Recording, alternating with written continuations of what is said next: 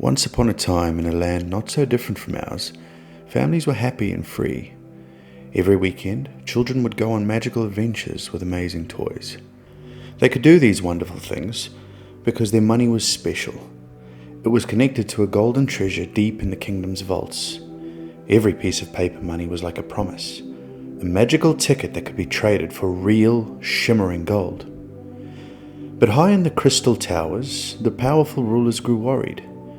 Other kingdoms across the great ocean wanted to trade all their paper for the golden treasure. "If everyone takes our gold for worthless pieces of paper," they whispered in their secret chambers, "what will we have left?" So one dark night, while the other people slept peacefully in their beds, the most powerful ruler of all made a terrible decision. He stood before his golden vault, raised his scepter high and declared, "From this moment forward, the golden promise is broken. The paper shall no longer turn to gold." The vault door closed forever, and with it, something magical died in the world. Because rulers had discovered something wonderful and terrible. No longer bound by golden treasure, unlimited amounts of money could be created by the powerful rulers, using the greedy goblin bankers and their magical money-making machines. Money poured from the machines like an endless waterfall. The rulers grew taller. Their treasures multiplied, but something strange began to happen in the villages below. You see, there was so much money, new money, everywhere, but the same amount of bread, toys, and shoes. Everything became super expensive. It was like the money became weaker and weaker, like a magical spell slowly fading away. For decades, the people struggled. Their money bought less bread each year. Their paper notes purchased fewer apples each season. Everything grew expensive, rising higher and higher, like Jack's beanstalk reaching for the sky. Mothers and fathers worked harder and harder, but could afford less and less. Grandparents watched their life savings shrink like ice in the summer sun. The rulers had broken this sacred balance, and while the powerful grew ever richer, the common people grew ever poorer. Year after year, decade after decade, the money machine never stopped. Brrrr, it went, through sunny days and stormy nights, through summers and winters, never resting, never slowing. Then came the moment when all the magical money became too much. Like a great dam breaking, everything collapsed.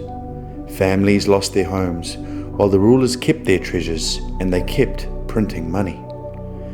It was in this darkest hour that a secret figure appeared from the shadows of the forest. No one saw him arrive. No one knew from whence he came. Some say he was a wizard from the future, sent back to save us all, and others believe he was the last of an ancient order trained in the secret arts for this very moment. He wore robes of midnight blue, trimmed with golden code that seemed to shift and change like living text. His face remained hidden beneath his hood, but his eyes burned with the fire of justice. His name was Satoshi Nakamoto. Satoshi had watched the good people, the mothers and the fathers, the grandparents who had worked their whole lives lose everything in a single day. He had seen the tears of children who didn't understand why they had to leave their homes. His anger was not in a rage of destruction, but the fury of creation. From within his robes, Satoshi drew forth a scroll that glowed with an inner light. This was no ordinary parchment. It was the white paper. A scroll inscribed with spells of mathematics and magic combined. As he unrolled it, golden equations floated into the air, forming patterns never before seen in this world or any other. "Behold," Satoshi spoke, his voice echoing through cyberspace. "I give you Bitcoin, a treasure that no one can control and cannot be stolen by the powerful and cannot be created from nothing. It cannot be destroyed by any king or ruler." He began to weave his spell, and as he did, he explained the magic to those who would listen. Imagine a magical book that floats in the sky, visible to everyone in every land. Every page shows every coin and who owns it. Everyone can read this book. Everyone can check it. But no one, not even the most powerful ruler, can cheat or change what is written. This is the gift that I give to you. On the third day of the new year, when the world was still recovering from its wounds, the first Bitcoin was born. It emerged from something Satoshi called the Genesis block, a magical crystal that appeared every 10 minutes, releasing a small amount of new Bitcoin into the world. But unlike the ruler's endless money machine, this magic had limits. There would only ever be 21 million Bitcoin. No more, no less. People around the world began to hear whispers of the mysterious wizard and his magical internet gold. They used their computing machines to mine for Bitcoin, like digital prospectors searching for treasure in the rivers of cyberspace. As Bitcoin spread across the world like seeds on the wind, the rulers grew frightened. They tried to ban it. They tried to stop it. They sent their guards down to hunt for Satoshi Nakamoto, determined to end his magic once and for all. But Satoshi knew his time had come. One misty evening, as the digital stars shone bright in cyberspace, the great wizard stood at the threshold between worlds. "My work here is complete," he said to the wind. "The gift has been given. The magic lives not in me, but in all of you." And with that, Satoshi Nakamoto walked into the digital mist and vanished forever. He hadn't kept the magic for himself. He had given it to everyone, rich and poor, young and old, in every land and every nation. Bitcoin belonged to no one and everyone at the same time. Even now, as you lay warm in your bed, the rulers still run their money machines. Brrr, they go all through the night.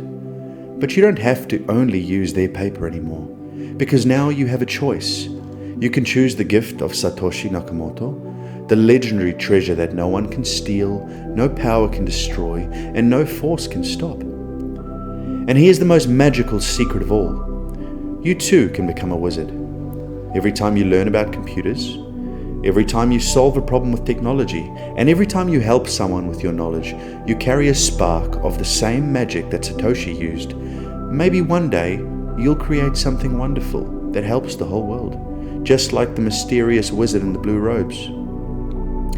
As you drift off to sleep tonight, remember that somewhere in cyberspace, in that mystical realm between dreams and data, Bitcoin continues its journey. The new crystals, called blocks, still appear every 10 minutes like a magical heartbeat. The guardian computers still protect the treasure, and though Satoshi has vanished into legend, his gift remains. The gift of freedom, the gift of choice, the gift of magic that belongs to us all. The end, or perhaps just the beginning.